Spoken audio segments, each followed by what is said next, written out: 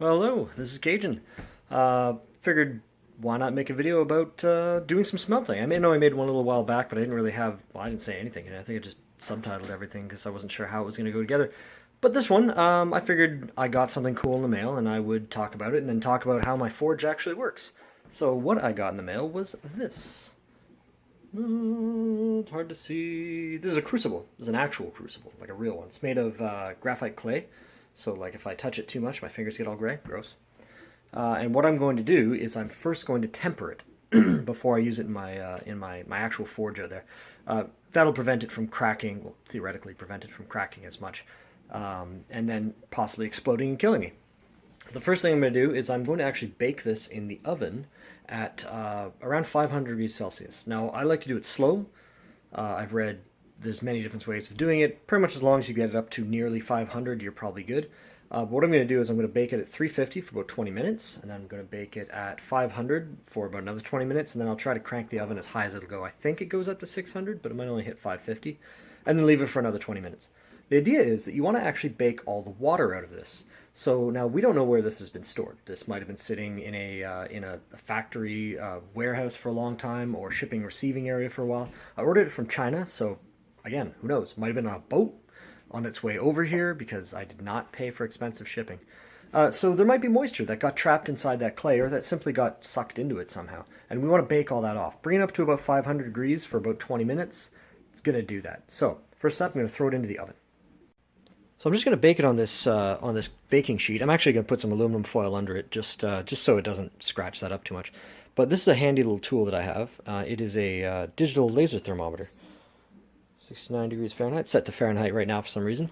And basically, I'm going to use this to see when this gets to approximately the right temperature in the oven. And you'll see as I'll do it in a few minutes there.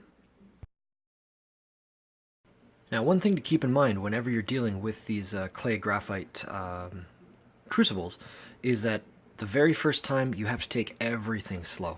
You can't heat it up. You can't throw it into a, warm oven. You really should put it in, let it preheat slowly, let it slowly gain to the temperature, and then bring it down to the temperature that you want it to be. So I'm going to just open the oven and let it slowly cool down. Right now it's at 444 degrees Fahrenheit, and I want it to obviously drop down to a temperature where I can hold it, so probably around 100. So I'm just going to leave the oven door open with the oven off and just let it kind of heat my house up and slowly cool that thing down.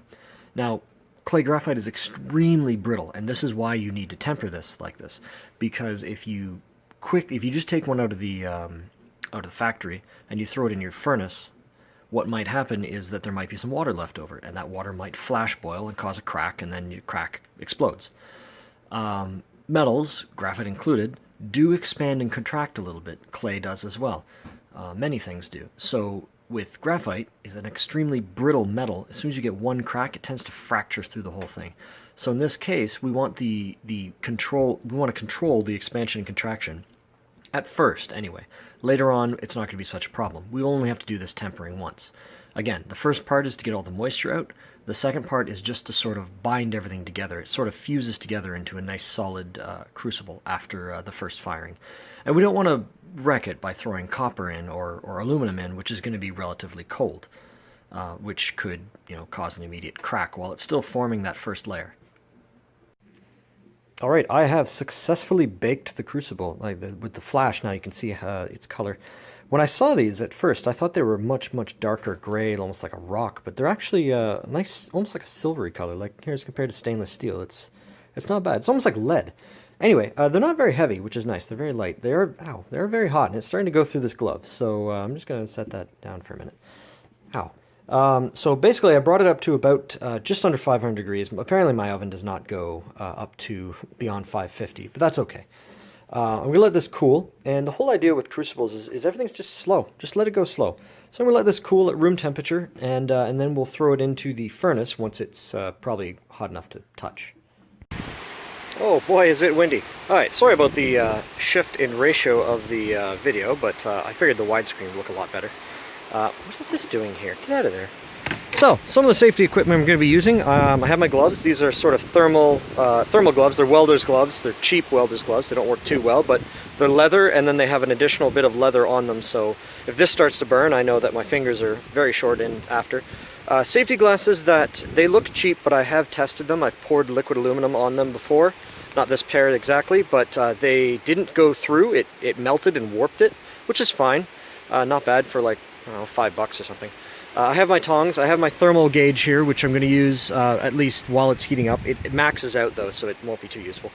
To light the forge, I have my benzomatic torch or burnzomatic torch here with the igniter, and then this is actually just a lid that I'll be using for my forge, which I'll show you in just a second. Now the actual forge is it's pretty simple and it's pretty small. This is only I think a 10 or 12 quart bucket right here. Drilled a hole in the side, and I've put my my nozzle in, which I'll show you in just a second. It's just hooked up to a standard propane tank. Now when I built this part was built based off of sort of a modified version of one that I've seen all over the place. It's an adjustable propane torch. The bottom half, it was an old burner for like they used to burn down asphalt or oh look, dog wants to get into the video. Roofing, when they do roofing, when they're burning pitch and stuff like that. Anyway, that's the nozzle from that, and I've just modified it beyond there. I've added a bunch of 1/4 inch, I think it was interior 1/4 inch piping, and then just some steel pipe, and then there's more inside there. There's lots of videos, and I'll probably link how I actually made it somewhere else. Drilled holes in there. I've threaded everything. Everything's been threaded. I have to buy threading bits. On the inside there, you can see it's just a brass cap, sort of, see? It's a brass cap, and on the inside of that, that's actually a welder's tip for a welding gun. And it had a 0.6 millimeter hole, which was a perfect size for this particular torch. At least that's what everybody said. Apparently you can get 0.8, and you can get some other ones, and they don't quite all work all that well. And then I just have some clamps there to hold it in place. This is actually an old deep fryer. It does work, I just don't use it. But I figured it's made of iron, it's not going to get affected by this thing. I also wasn't sure how hot this forge was going to get. I figured it was going to get like red hot on the outside, but given the fact that I've burnt this thing, I think I've done 8 on it, and this sticker is still completely intact. I guess it doesn't get too hot out here. I mean, it gets warm, that's about it. It definitely gets warm, very hot around these holes, and a few other spots up top here where heat leaks out around the lid, but that's another story. On the inside, this is the lid, so I have a couple hooks here, because I like to use this, which is an old pry bar with a plastic or heavy-duty resin handle, I should say, and I'm normally wearing gloves. I would hold onto it from here, and I can lift up the lid with one arm. It weighs about 20-ish pounds or so. It's solid refractory cement, which I made myself, and then there's some wire on the inside to hold it in place. It's not perfect, and it has fallen, it has chipped up and broken, but when I'm done with it, I just leave it there. And the actual forge itself, again, it's just refractory cement that I made myself out of plaster of Paris and play sand. I just solidified it with something inside to make a hole. I had to make this a bit bigger. After about the 4th or 5th time I burned it, the walls start to crumble, and that's normal.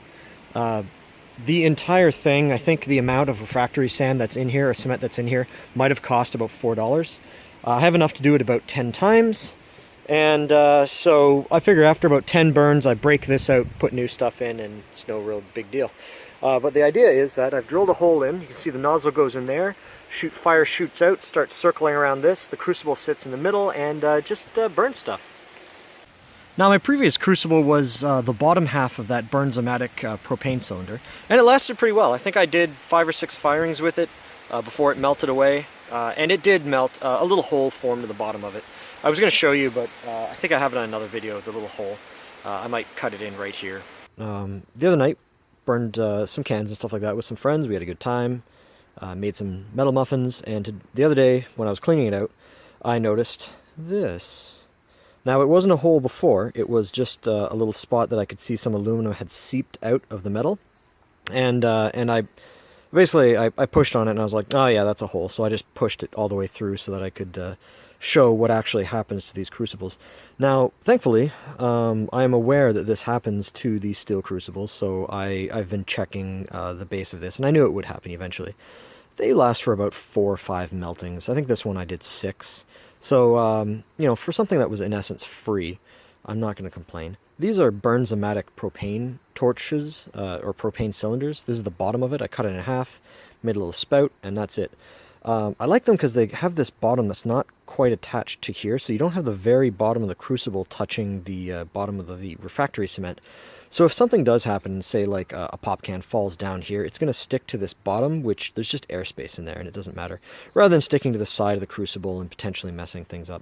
Now you can see like these crucibles, after a while they start to flake, and at first I thought that was maybe the paint, but that's actually the layers of steel that are coming apart. And it eventually would have just flaked apart until there was nothing left, but in this case a little hole formed, a little aluminum leaked out, and that was fine. I didn't find any in there, so it must have just leaked as it was cooling. And again, completely fine, completely expected. Maybe not, I don't know. And I've been trying some other things. So this is a campfire mug. It's coated in kind of that weird ceramic coating. It's also made of solid steel and or iron. I fired it till it turned red, and it didn't crack and it didn't break. I had to cut the handle off. So this might be a cheap alternative. These only cost about $2. If I can't get any more of those propane cylinders. Friends have given them to me, but they always give them to me full, and it's hard to get all the stuff out. Now this fits in there nicely, but the problem is there's not much airspace around the edges, and I'm going to have the same problem with the real crucible when I put it in there. So I am going to devise a few different things. I might widen this a bit. We do need a lot of airflow. Sitting down here is also the muffin tins that I make the metal muffins out of, so I pour the excess aluminum into that. Makes those neat little muffin shapes that people have seen. Might show some too. And then this is just some of the dross or the slag left over. Most of it, for the most part, is pretty heavy in the crap. So this is a lot of carbon, you know, labels, anything like that. Any bits of metal that just is not aluminum comes out, floats to the top and gets away. There is a fair amount of actual aluminum in there, and the reason why is I wasn't using flux to actually clean it out. So, I mean, sometimes you get some weird shit in there. This is mostly the garbage. But you don't want this in your aluminum. It's, like I said, it's carbon. It's a bunch of crazy crap like that. I just pour it out onto these things or onto this, and yeah, it works pretty well. The other tools that I use are, I get a lot of these, dollar store tongs, and I use them because they are made of steel or something. They won't melt when I touch them into aluminum. They're fairly good at gripping things. Even the heavy crucible, I have several of them so I can lift them up. So yeah, it's not too bad. I also have a quenching bucket over there, which is where I drop my ingots and everything in when they're done. And that's what the forge looks like with the crucible in it. There is an amount of airspace around it. We'll see. If it works, it works. If it doesn't, I can always hollow the sides out a little bit more, give it more space. For the time being, it's okay though. So the lighting process. Over here I have a Bernzomatic torch, which is lit. You can barely see the flame because it does require a high heat to light that.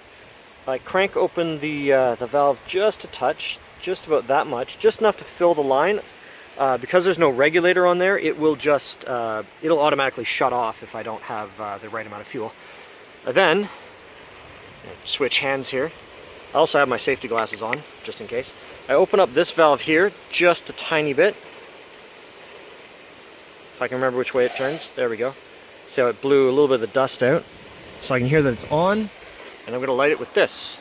There we go. You probably can't hear what I'm saying anymore, but you can hear immediately that it's lit. I'm just turning off the Bernzomatic torch off to my side so it doesn't fall over and light stuff on fire. But now I'm going to adjust the gas. I already had the air set to as open as I need. So providing I don't run out of actual propane, which might be happening. Oh, there we go. We should be good. It is a very loud process. I don't know if you can hear me or not. But right now I have it running on pretty high heat. I've thrown the lid on. It's going to cook the crucible in there as best as it can. I'm going to try to get it to be red hot. Once it turns red, I'm going to shut it off and let it cool. This process probably going to take about 10 minutes. I'm not going to record the whole thing because it's boring and there's not really much to see. It just looks dark. I'll just show you the efficiency of the ceramic that's in there. So I'm going to shoot this heat gun at the side. You'll see the side's only about 125 maybe degrees Fahrenheit or less, depending on where I'm pointing it. If I actually point at the pipe, you'll see it jumps up to 400, 300, but then back to the can, it's back down to 70, 80, more reasonable. even the lid's getting pretty hot. But it works pretty well, and that explains why that sticker didn't really burn up very much, so that's pretty cool. If I try to do inside, you'll probably see, there we go, error. This thing caps out, I think, at, I think it's 610, so man. Alright, so this probably would have been better to be shown at night, but you can kind of see in there the crucible is starting to turn red, and that's good. That's what we want. It's actually turning red on most of the sides. It may be really hard to see that though. Again, this probably would have been cooler at night, but there's only so much I can do. And nighttime is kind of scary. So I just opened it up to view a little bit better. You can see it's starting to turn red. See how red the refractory cement is getting around it. The wind is blowing quite a bit and it's kind of wreaking havoc on me. So I'm going to put the lid back on in just a moment, but I just want to show that it is turning red. That's pretty good.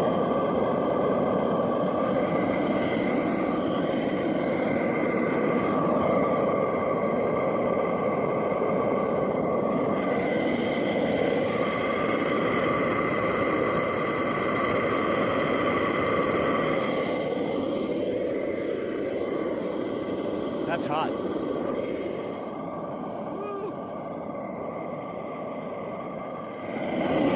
That is looking much nicer, much brighter color.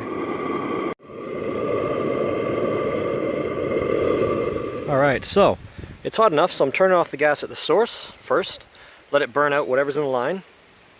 Then I'm going to turn this valve off as well, nice and tight. There we go.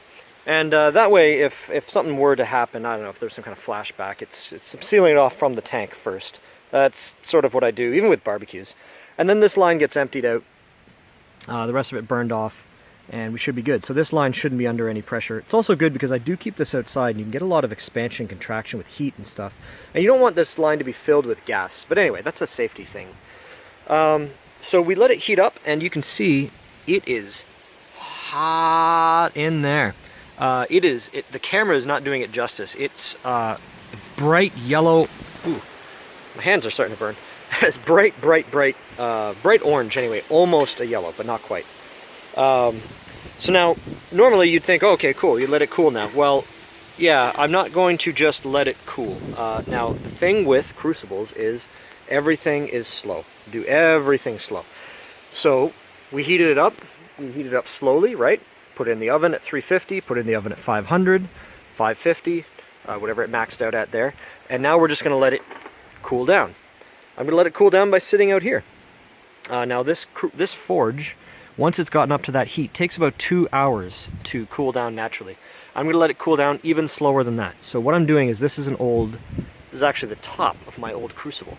See how thick the metal is? People use fire extinguishers. These actually work really well, but just the bottom half. You don't actually want to use the top, because if you look inside, there's some plugs in there, and I don't actually know what those are made of, so if this was sitting there, like, who knows? It might be brass, it might melt. Also for safety, before I cut it, I always drill a hole, a couple holes, and then I let it sit. There's another hole in the bottom. I let it sit for a long time, let all the gas get out of it, and then I blow it with a fan and shoot some dust or gas in, make sure all the propane's out before I start cutting, because this is steel and it will spark. And you don't want to have it blow the propane inside there up. So I just plug it in like that. It plugs up the hole. There is still gas escaping out the sides, as there will be. There's also going to be gas escaping out here. I'm going to pull this out, let it cool on its own too, which I'll do that right now. And you can see, maybe, it's really hard to tell, but this tip is actually glowing red. So that is very hot. I just set it here, and then I make sure the dog doesn't come out for 2 hours. He's inside, by the way. But look how hot that still is. And that's a good indicator of just how good the refractory cement is. You can even see it's starting to burn off the label on that propane thing. But that's okay. I don't really care. Well, maybe it's burning off rust and other crap. But either way, some dirt may have gotten in. That's okay. So I'm going to let this cool, and I'm going to go back to work, because this was my lunch break, this 45 minutes or so. I live 5 minutes away from work, so that's fine. I'm going to let it cool, and by the time I get home, it should be cool enough that I can actually maybe smelt some stuff. So yeah, I'm going to do that, and we'll see what happens. But I'm going to probably edit and post this video, how to temper your crucible, and some other interesting knowledge. And if you guys like it, let me know. I'd happily melt some aluminum And as I said, it's definitely hot enough to get aluminum. I've seen that. I've melted it before. That crucible got red hot, which means definitely going to have no problem with aluminum. Will it melt copper? I'm hoping so, but I've seen a lot of things saying that propane might not get hot enough. But we'll see what happens. Anyway, this has been Cajun, just showing off some of my, my smelting stuff. Sorry about the wind, it is terrible, and sorry about the camera. This is a phone. And it was requested that I sign off by saying, "Smelt you later." So, so there, I said it. I feel dirty now.